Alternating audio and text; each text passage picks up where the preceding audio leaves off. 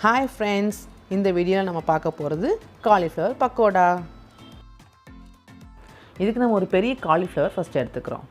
அதை நல்லா க்ளீன் பண்ணிட்டு சின்ன பீசஸா கட் பண்ணிட்டு நல்ல கொதிக்கிற வெந்நீர்ல அதை போட்டு வைக்கணும். சின்ன புழு இருந்தாலும் போயிடும், பாயில் ஆகிரும். இப்போ நம்ம அதை 15-20 மினிட்ஸ்க்கு அப்புறம் நல்ல பாயில் ஆனதுக்கு அப்புறம் ஃபில்டர் பண்ணி எடுத்துக்கலாம். வாட்டரை நல்லா ஃபில்டர் பண்ணிடுங்க. இந்த காலிஃப்ளவரை நம்ம சைடில் வச்சுக்கலாம். ஒரு பவுலில் கடலை மாவு நீங்கள் ஒரு பூ எடுத்துக்கனால 4 டேபிள் ஸ்பூன் சேர்த்துருக்கேன். கொஞ்சம் அதிகமாக வேணாலும் சேர்த்துக்கலாம். தேவையான அளவு உப்பு,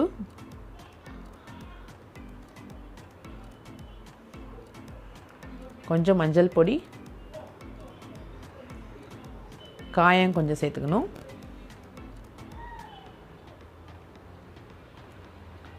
வத்தல் பொடி நான் இங்கே 1 டீஸ்பூன் சேர்த்துருக்கேன். உங்களுக்கு கொஞ்சம் காரம் அதிகமாக வேணுன்னா அதிகமாக சேர்த்துக்கலாம். இப்போ எல்லாத்தையும் நல்ல பவுடரெல்லாம் ஃபஸ்ட்டு மிக்ஸ் பண்ணிக்கிறோம். தண்ணி ஆட் பண்ணாமல். இப்போவே வாட்டர் ஆட் பண்ணக்கூடாது.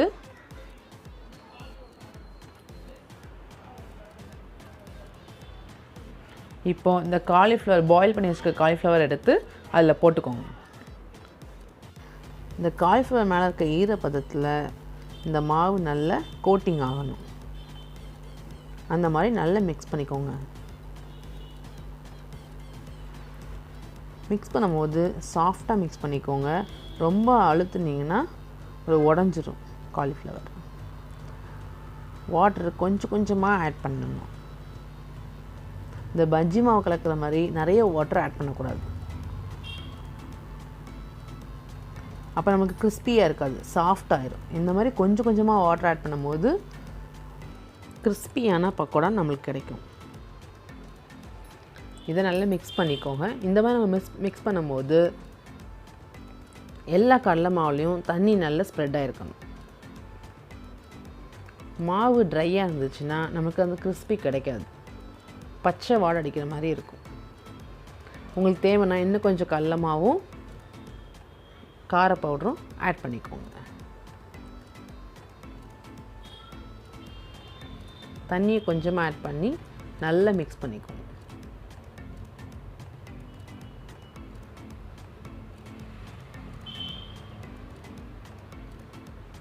இப்போ மிக்ஸ் பண்ண பக்கோடா ரெடி ஆகிடுச்சு.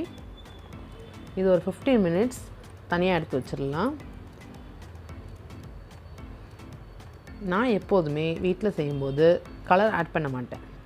நான் வீடியோக்காக கலர் ஆட் பண்ணியிருக்கேன். உங்களுக்கு தேவைன்னா ஆட் பண்ணிக்கோங்க, வேண்டான்னா விட்டுடலாம்.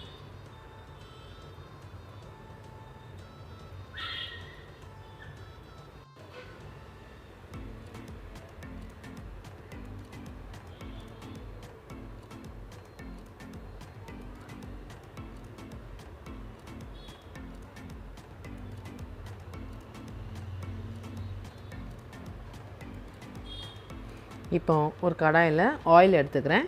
இந்த பக்கோடாவை டீப் ஃப்ரை பண்ணதுக்காக கொஞ்சமாக அப்படியே எடுத்து தனித்தனியாக பக்கோடாவை போட்டுக்கோங்க.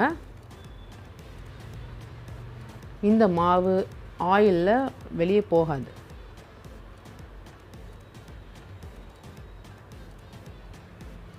நிறைய எண்ணெயும் உறிஞ்சாது. ரொம்ப ஹெல்த்தியான பக்கோடா.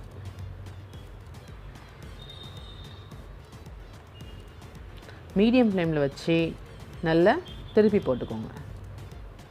நல்லா 2 பக்கமும் வேகிற அளவுக்கு திருப்பி போட்டுக்கோங்க.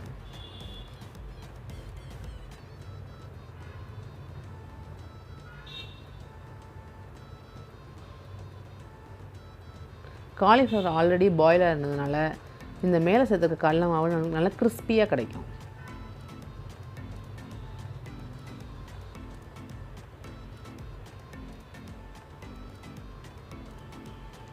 நல்ல ப்ரௌன் கலராக மாறுறது வரைக்கும் ஃப்ரை பண்ணிக்கணும்.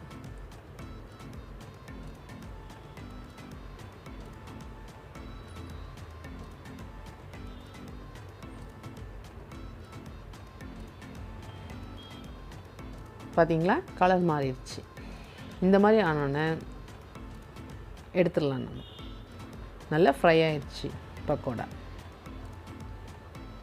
பார்த்தீங்களா, ஆயிலே இல்லை அதிகமாக.